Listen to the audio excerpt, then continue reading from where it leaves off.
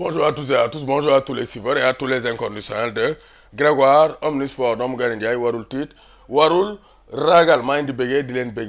leen bëggee Sadio Mané termine deuxième du 11 d'or 11 d'or donc vraiment c'est une distinction donc magnifique donc Sadio Mané l'avait gagné en 2019 donc cette année il a terminé deuxième derrière Karim Benzema donc Sadio Mané il est en liste pour le titre de meilleur joueur du championnat d'Angleterre donc d'après l'association des joueurs professionnels journalistes yi ñoom plébiscité wuñ ko les journalistes ont plébiscité donc Kevin De Bruyne donc moom lañ jox affaire yi mais il y a l'association des joueurs donc Professional Football Association donc fële ca Angleterre autour de 16 buts et 4 passes décisives donc il est plébiscité en compagnie de Mohamed Salah, Virgil van Dijk, Harry Kane, De Bruyne donc et le tenant donc Kevin De Bruyne tenant du titre et donc Cristiano Ronaldo donc c'est sûr que y a de fortes chances que Kevin De Bruyne gagné waat ko surtout ñoom ñoo gagné championnat et il a marqué 15 buts en championnat donc Edouard Mendy et Kalidou Koulibaly et Sadio Mané plébiscités dans l'équipe type de 11 mondial donc Edouard Mendy dans les buts, Arnold, Kalidou Koulibaly, Virgil van Dijk, Joao Cancelo, Luka Modric, N'Golo Kanté, De Bruyne, Sadio Mané donc Mbappé, Karim Benzema donc c'est pour dire que les joueurs sénégalais donc vraiment on a des joueurs de très haut niveau laf cat yàlla na gars yi am jàmm ñu dem coupe du monde bi jàmm jël kook jàmm ak salaam mais Aliou Cissé na bàyyi par parloo bàyyi jàppal place bi na indi joueurs yi ñu gën a compétitif mu am concurrence bu saine ñu mën a yëkkati niveau équipe bi parce que équipe bi des na on gagne mais des na on doit améliorer l'équipe on doit pas dormir sur nos lauriers c'est pas parce que gagne nañ kaaj bi dañoo war a nelaw jamais de la vie loolu bu ñu ko defee rek dañuy daanu l'exemple de l'Algérie est bien là donc bu yoboo gars yi nag ne bon Grégoire day critiquer day wax mais moi j'alerte je fais de la prospective dama wax loo xam ne ñëwagul je fais des analyses prospectives maa la xamal loolu donc le PSG entre dans la danse pour Sadio Mané donc loolu wax nañ ko yow ko nii naan Real mu ngi dugg wala Milan en tout cas Sadio Mané est bien visé par les plus grands clubs européens et ça montre le talent donc l'envergure de Sadio Mané waa Liverpool nag ñu ngi jóg di commencer di wax mais nañ régler Sadio Mané nekk na fi def différence def lu ne ils n'ont pas respecté zone boo ko respecté wul bu waree dem bàyyi ko mu dem joueur boo ko respecté wul bu waree dem bàyyi ko mu dem parce que Sadio Mané un grand joueur doo bàyyi ba 1 an de son contrat mu toj nga ne da nga koy prolonger contrat am alors que c'est un joueur de classe mondiale qui te fay gagner moo tax Liverpool moom lu ñu am nañ jël voilà lu ñu am rek nañ jël donc ça c'est très clair donc on va parler donc de l'équipe nationale du Sénégal donc attaque équipe nationale du Sénégal foog ñu wax ci parce que attaque bi donc on gagne mais ba léegi des na c'est toujours perfectible l'attaque des Lions du Sénégal ba léegi des na parce que pour man donc vraiment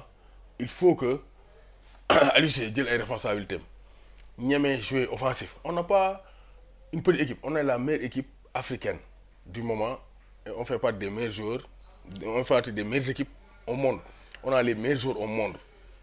donc war ñu fay ne di seral attaque bi dafa des Sadio Mané mooy caché Sadio Mané qui cache les tares de l'attaque parce que bu métti moom mooy def exploit individuel gagné ñu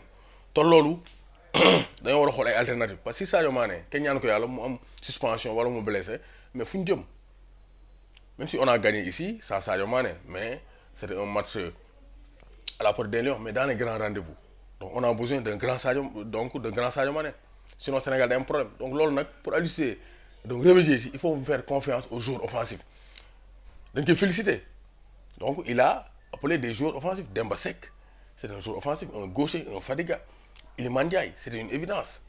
donc ñooñu da leen war a gën a may sax waxuñu mu bàyyi bale ay 5 minutes di leen football loo nee leen teel a dugal may booy sax ñu xool booy lan lañ mëne équipe bi dafa war am ay alternatives war ñoo toog rek waaye Krépin dina ñëwaat diw non Ismaïla Sarr Krépin Sadio Mané ba kañ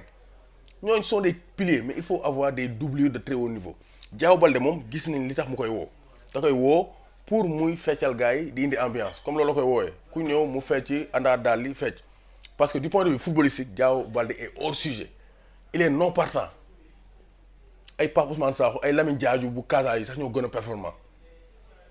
te loolu aussi dañ cee war a wax nag gars yi di bàyyi naan su championnat bi baaxul kon nañ ko tëj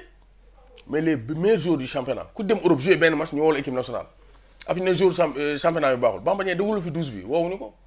mais dafa dem Marseille dugal 2-3 bi rek mois de septembre bi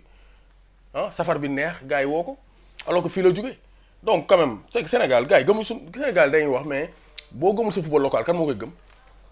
le championnat peut être faible certes mais il y a des joueurs intrinsèquement qui peuvent être capables de s'imposer en équipe nationale. on te dëgg Iliman Ndiaye nag il vient Iliman Ndiaye on se dit que peut-être c'est le chaînon manquant yàgg nañ ko wax un joueur offensif technique donc qui fait la différence parce que animation offensive dafa des parce que milieu de terrain profil yi muy indi Nampalys Gana Kouyaté Mawloum Ndiaye c'est le même profil Moustapha Nam moo ci xaw a am profil bu offensif te kooku Aliou Cissé da ko war a may chance Cissé yaa ngi may dégg Moustapha Nam mënoo ko di woo di ko teg ci banc bi bu ñu gagné coupe muy jooy c'est un bon joueur 10 buts et 7 passes décisives tout comme sont confondus avec Paris FC te dafa war a football da nga ko war a may chance joueur boo ko woowee da nga koy may chance bu doxul boo neexee bañ ko woo mais may ko chance mais pas ay 2 minutes ay 1 minute amul sens donc Iliman Ndiaye boo ko booleeg Sadio Mané avec Boulaye Dia parce que Aliou Cissé je ne pense pas qu'il va clopiser Sadio Mané c'est-à-dire football loo ko numéro 9 il va le mettre sur l'aile wala mu jouer loo ko numéro 10 face au Bénin mën naa teg 2 milieux comme face à l'Égypte teg 2 milieux terrain récupérateur teg Sadio Mané numéro 10 wala mu teg Iliman Ndiaye numéro 10 Sadio Mané gauche Demba Seck droite donc Ismaïla Sarr droite après mu teg kii di donc Famara Diédhiou wala Boulaye Dia en attaque parce que il va mettre un attaquant de pointe donc je pense que Iliman Ndiaye wala Demba Seck kenn sax war na ci mën a titulaire amul ay nouveau la ne yooyu les nouveaux il faut les injecter nga xool fa lañ mën a Iliman Ndiaye wala Demba Seck kenn war na ci mën a titulaire donc jouer milieu offensif carrément sur Sadio Mané jouer numéro 10 comme face à l'Égypte kenn dem L mais pour man Sadio Mané mën na ko yóbbu L football loo Iliman Ndiaye numéro 10 football loo ko derrière Boulaye Dia Ismaïla Sarr à droite après deuxième mi-temps Demba Seck mën naa dugg sinon vice versa parce que ñoom ñaar ñëpp sont des joueurs talentueux muy Iliman Ndiaye muy Demba Seck ñoom ñaar je pense que ils peuvent s'imposer dans l'équipe nationale ils ont des profils offensifs et on a envie d'avoir du spectacle de prendre du plaisir parce que football c'est d'abord du plaisir voilà noonu la demee donc on félicite l'Argentine. Messi a été exceptionnel 2 passes décisives qui a battu l'Italie donc 3 buts à 0 avec des buts de Paulo Dybala La Joya Paulo Dybala Lautaro Martinez et donc Ángel Di María qui a marqué une jolie